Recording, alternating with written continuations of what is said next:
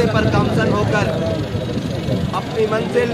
جو پاکستان کے بڑوں نے بناتے وقت نعرہ لگایا تھا کہ پاکستان کا مطلب کیا، لا الہ الا اللہ، دستور ریاست کیا ہوگا، محمد رسول اللہ، یہ جو نعرہ لگایا تھا اس کی جانب پاکستان جا رہا ہے۔ اور اس وقت پاکستان کے حالات جو ان ظالم سیاستدانوں نے اور ان عیاش اور بدماش حکمرانوں نے پاکستان کا حال کر دیا ہے، اس وقت ملک کو ضرورت ہے ان دیانتدار لوگوں کی جن کی جماعت تحریک لبیک پاکستان ہے، اور ان محب وطن پاکستانیوں کی جن کی جماعت تحریک لبیک پاکستان ہے۔ اور تحریک لبیک پاکستان نے ہمیشہ اپنے ملک، اپنی قوم اور اپنی ملت کی خدمت کے لیے ہر قدم اٹھایا ہے۔ پاکستان کی بقا ناموس رسالت، ختم نبوت کے تحفظ میں ہے، اور نہ کہ امریکہ اور مغرب کے ایجنڈے پر عمل کرنے سے ہے۔ پاکستان کی بقا اس کے نظریاتی،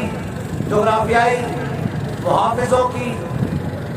تحفظ کے ضمانت میں ہے، نہ کہ جناب یورپی یونین اور FATF کی غلامی کرنے میں۔ پاکستان کی معاشی بقا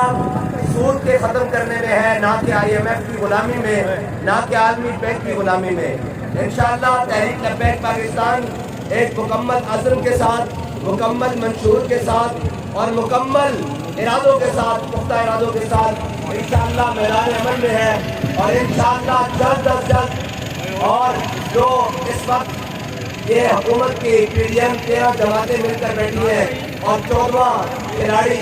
مقتدہ باہر بیٹھا ہے، ایک وقت عنقریب ہوگا کہ وہ 14واں گدہ بھی ان کے ساتھ مل کر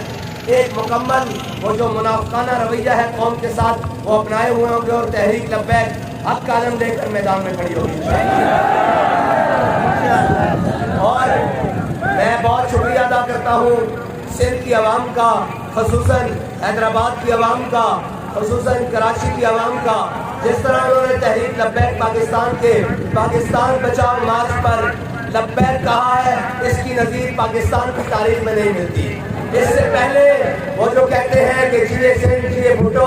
وہ بھی یہاں سے گزرے ہیں، لوگوں نے منظر دیکھا ہے، منہ چھپا کر گزرے ہیں، اگرچہ اندھیرا ہو رہا ہے لیکن لبیک والوں کے چہرے اور عوام کے چہرے ابھی بھی چمک رہے ہیں۔